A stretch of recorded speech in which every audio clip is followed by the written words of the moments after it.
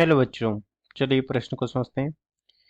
1 centimetre गुणा 1.5 centimetre माप की एक आयताकार कुंडली में तार के 30 फेरे हैं। यदि इसमें 1 × 10⁻⁴ एम्पीयर की धारा भेजी जाए तो इसका चुंबकीय आघूर्ण कितना होगा। यदि यह कुंडली 0.6 न्यूटन प्रति एम्पीयर गुणा मीटर के एक समान चुंबकीय क्षेत्र में लटकाई जाए तो इसका इस पर कितना बलागुण आरोपित होगा, जबकि इसका तल क्षेत्र के लंबवत है। हमें चुंबकीय द्विध्रुव आघूर्ण तथा बलागुण की गणना करनी है। मुख्य अवधारणा में हम देख सकते हैं कि इस प्रकार से बाह्य चुंबकीय क्षेत्र B सदिश है। प्रकार से बाह्य चुंबकीय क्षेत्र B सदिश है, जिसमें इस प्रकार से कोई छड़ चुंबक को इस प्रकार से रख दिया जाए जिसका बलयुग्म चुंबकीय द्विध्रुव आघूर्ण m सदिश की दिशा हो जाएगी S से n की ओर, जो कि माना कि इस बाह्य चुंबकीय क्षेत्र B सदिश के साथ थीटा कोण बना रहा है। तो इससे छड़ चुंबक पर लगने वाला चुंबकीय बलयुग्म आघूर्ण हो जाएगा टो सदिश का m सदिश की दिशा के साथ टो सदिश हो जाएगा m सदिश का B सदिश की दिशा के साथ सदिश गुणनफल तथा परिमाण के रूप में हो जाएगा टो बराबर mb sin थीटा, तथा जहाँ पर m इससे छड़ चुंबक का चुंबकीय द्विध्रुव आघूर्ण हो जाएगा, जो कि हो जाएगा इस प्रकार से n व s, जहाँ n धन ध्रुव तथा s ऋण ध्रुव है। तो m बराबर हो जाएगा ध्रुव का परिमाण तथा उनके बीच की प्रभावी दूरी गुणा l।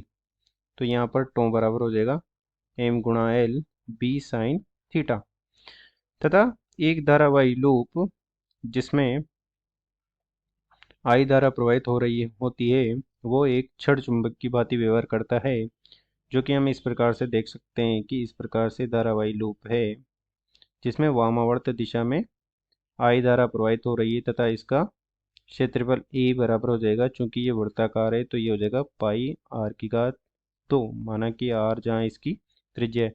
तो वामावर्त दिशा में प्रवाहित होती धारा प्रतीत हो रही है, तो इसका यह सिरा n ध्रुव की भांति व्यवहार करेगा तथा पीछे वाला सिरा जहाँ दक्षिणावर्त दिशा में धारा प्रवाहित होती प्रदर्शित होगी वह सिरा एस ध्रुव की भांति व्यवहार करेगा तथा चुंबकीय द्विध्रुव आघूर्ण की दिशा हो जाएगी एस से एन की ओर, इसके तल के लंबवत बाहर की ओर इस प्रकार से। तथा माना कि इस दिशा में भी एम सदिश बी सदिश के साथ थीटा कोण बना रहा है, तो इस स्थिति में इस पर समान चुंबकीय आघूर्ण टो बराबर लगे टो हो जाएगा एम बी साइन थीटा, परंतु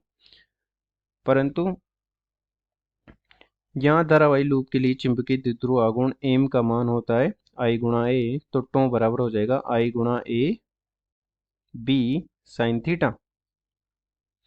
तथा यदि धारावाही लूप की आकृति वृत्ताकार की जगह आयताकार हो, इस प्रकार से आयताकार हो, तो हम उसके लिए ज्ञात कर लेंगे। माना कि आयताकार की एक भुजा a है तथा दूसरी भुजा b है, तो उसका क्षेत्रफल हो जाएगा a बराबर a गुणा b। तो इस पर लग रहा टो हो जाएगा, माना कि इसमें भी वामावर्त दिशा में I धारा प्रवाहित हो रही है, तो टो बराबर हो जाएगा I गुणा स्मॉल a गुणा b गुणा कैपिटल B साइन थीटा। और यदि इसमें n घेरे होंगे तो टो बराबर हो जाएगा n गुणा I गुणा a गुणा b गुणा कैपिटल B गुणा साइन थीटा।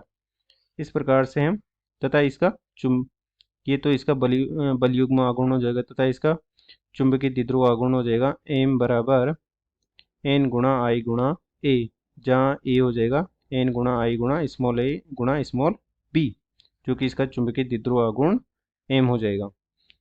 तथा इसकी दिशा भी हो जाएगी तल के लंबवत बाहर की ओर, जहाँ उंगलियां धारा की दिशा में प्रदर्शित हो धारा की दिशा को प्रदर्शित करती है वामावर्त दिशा में, तो दाएं हाथ का अंगूठा प्रदर्शित करेगा तल के लंबवत बाहर की ओर चुंबकीय द्विध्रुव आघूर्ण की दिशा को। अब चलिए प्रश्न को हल करते हैं। प्रश्न में दिया गया है कि एक आयताकार कुंडली है जो कि बाह्य चुंबकीय क्षेत्र में रखी है। उसकी एक भुजा 1 सेंटीमीटर तथा दूसरी भुजा b बराबर 1.5 सेंटीमीटर है। तो ये हो जाएगी 10⁻² मीटर और ये हो जाएगी 1.5 गुणा 10⁻² मीटर तथा बाह्य चुंबक तथा उसमें गेरों की संख्या है 30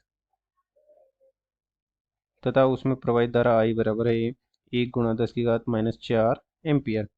तो चुंबकीय द्विध्रुव आघूर्ण M बराबर हो जाएगा NI गुणा A गुणा B स्मॉल a गुणा B। तो मान रख देंगे इसमें 30 गुणा 1 गुणा 10⁻⁴ गुणा हो जाएगा 10⁻² गुणा 1.5 गुणा 10⁻²।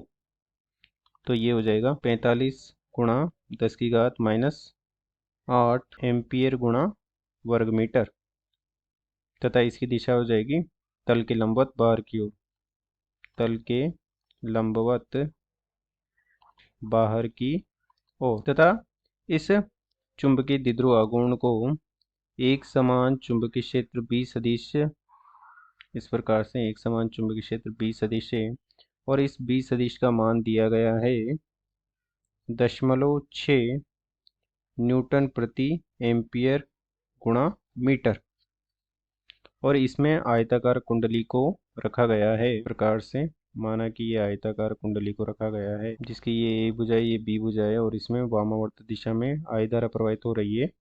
तो चुंबकीय द्विध्रुव आघूर्ण की दिशा हो जाएगी तल के लंबवत बाहर की ओर इस प्रकार से। और इस स्थिति में हमें दिया गया है कि जो कुंडली का तल है वो चुंबकीय क्षेत्र के तल के लंबवत है, अर्थात M सदिश व B सदिश दोनों कुंडली के तल के लंबवत हो जाएंगे। तो दोनों कुंडली के तल के लंबवत हो जाएंगे तो M सदिश व B सदिश समांतर हो जाएंगे, अर्थात इसकी स्थिति इस प्रकार से स्थिति होगी जहां M सदिश व B सदिश दोनों तल के लंबवत समांतर हो जाएंगे। चूंकि यहाँ बनाना कठिन है इस प्रकार से तो हमने थोड़ा सा टिल्ट करते हुए बनाया है जिससे कि हम M सदिश व B सदिश को अलग अलग देख पा रहे हैं। अतः ये दोनों समांतर हो जाएंगे तो थीटा बराबर हो जाएगा 0 डिग्री और साइन 0 डिग्री का मान होता है 0। तो टो बराबर हो जाएगा MB साइन 0 डिग्री जो कि टो बराबर होगा 0। चूंकि टो 0 है, टो सदिश है तो टो सदिश भी 0 सदिश हो जाएगा तथा इसकी दिशा हो जाएगी M सदिश व B सदिश के तल के लंबवत, M सदिश व B सदिश के तल के लंबवत बाहर की ओर। इस प्रकार से हम प्रदर्शित कर सकते हैं टो सदिश को। अतः हमने दिए गए प्रश्न के दोनों प्रश्नों का मान ज्ञात कर दिया है जहां हमें चुंबकीय द्विध्रुव आघूर्ण व टो सदिश की गणना करनी थी। अतः दिए गए प्रश्न को हमने हल कर दिया। आशा करते हैं आपको समझ में आया होगा। धन्यवाद।